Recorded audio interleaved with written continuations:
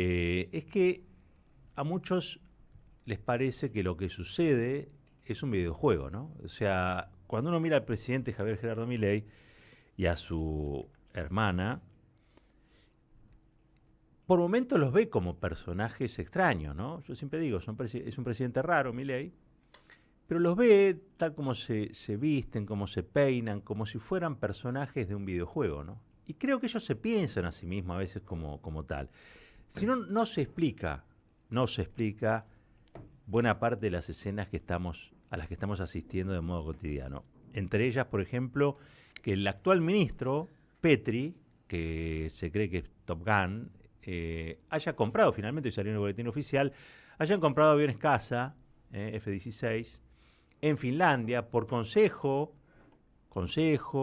presión de los Estados Unidos de América, ¿no? Son aviones caza que Argentina va a incorporar finalmente, bastante vetustos, bastante anacrónicos, casi diría yo piezas de museo, pero que evidentemente esconden otro tipo de negocio, que me parece a mí es un negocio de carácter geopolítico. Quizás sea un mal negocio, además. Quizás sea un mal negocio.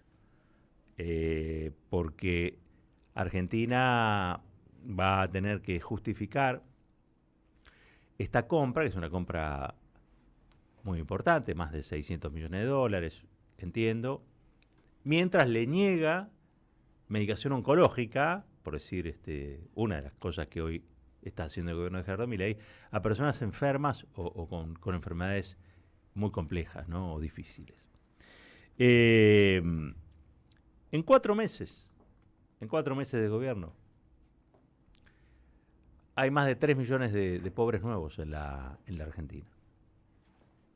En 4 meses, la caída del salario real, producto, entre otras cosas, de las políticas económicas de este gobierno, son equiparables en materia de caída del salario real a los 4 años de Macri. Un mes por año o un año por mes. En ese contexto compramos estos juguetes para que Milei juegue a la guerra con el Ken, que se viste un día de piloto que caza bombardero, otro día se viste de piloto de línea, otro día se viste de prefecto, otro día... Ese también cree que vive dentro de un videojuego. El otro día veíamos también cómo el presidente Javier Milei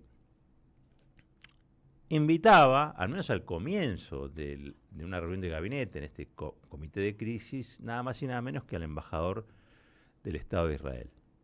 Producto del ataque que recibió Israel de la República Islámica del Irán.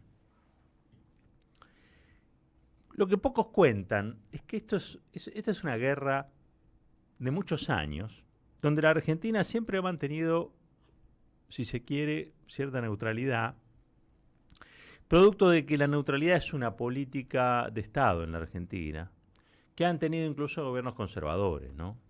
Hasta los gobiernos de la década infame eran neutrales, ¿no? Quiero decir, cuando hay un conflicto que está alejado, ¿qué diría cualquier persona sensata, ¿no? Si vos ves un conflicto que está bastante alejado de tu territorio, de tus fronteras, ¿para qué te lo vas a traer? ¿Cuál sería la explicación racional a involucrarse en una escena de guerra en la que sinceramente, es muy difícil posicionarse? Porque estando de un lado avalás ciertos crímenes y estando del otro avalás otros crímenes parecidos. Es muy complejo. Y no es por lavarse las manos o cosa de cobardes, como dice el presidente que juega a la guerra con nosotros, ¿no? Es más complejo que eso. Nadie dice cosas elementales, que por ejemplo el consulado en Damasco de Irán fue atacado por el gobierno de Netanyahu. Por lo tanto, esto sería en respuesta de aquello. Les digo, es muy difícil pararse en esa situación. Para todos los que hemos estudiado un poquito el conflicto en Medio Oriente, uno lo que puede tener ahí hablando con seriedad, es una mirada humanista y pacifista. Porque los señores de la guerra lo único que hacen es coleccionar masacres.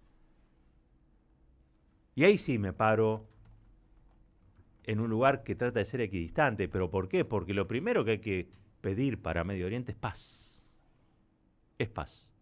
Una paz que no puede estar afectada ni por aquellos que proponen el terror como mecanismo, es decir, que practican acciones terroristas, y tampoco puede estar en manos de gobiernos que incumplen resoluciones de Naciones Unidas y masacran pueblos enteros. Por lo tanto, lo primero que hay que decir es paz. Argentina tendría que embanderarse con la paz. Y no lo está haciendo. Y eso es preocupante, porque cuando vos no propones la paz, entonces la guerra te puede venir a visitar. Y eso es consecuencia de decisiones que está tomando este gobierno.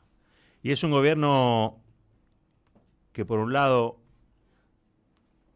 toma partido en esta guerra y por otro lado está comprando cazabombarderos. ¿Qué va a pasar?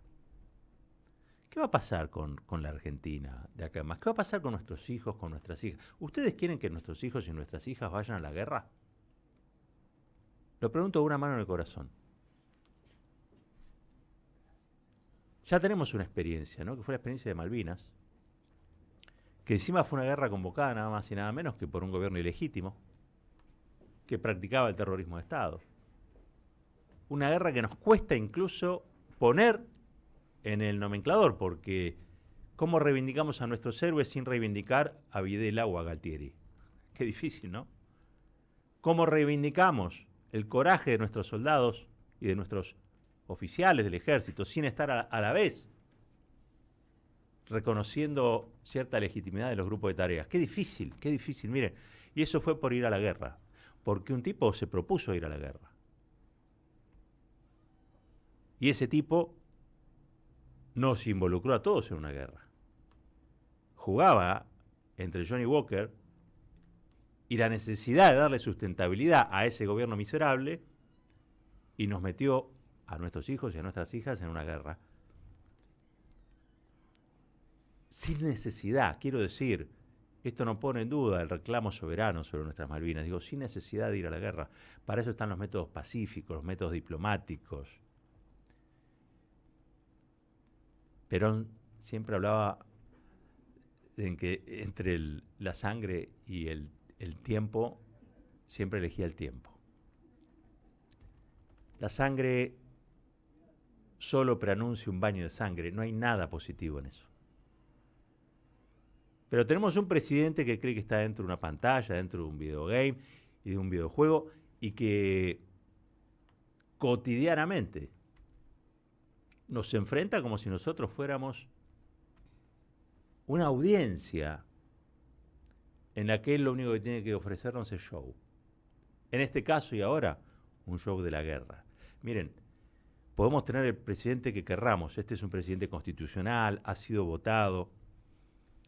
Yo puedo tener una mirada, cualquier mirada, sobre Javier Milei, porque están todas legítimamente habilitadas, digamos, para que uno pueda descargar sobre la figura de un presidente la opinión que quiera. ¿Sí? Pero me da la impresión de que argentinos y argentinas tenemos, en su gran mayoría, una vocación por la paz. Que argentinos y argentinas tenemos en nuestra gran mayoría una vocación por el respeto a los derechos humanos. Y que queremos estar alejados de este tipo de escenarios bélicos, traumáticos, que traen dolor y tristeza. Yo le pido al presidente que recapacite si es que puede hacerlo. Y que si no puede recapacitar, al menos, que no involucre a generaciones presentes y futuras en asuntos que tarde o temprano van a desembocar en un baño de sangre.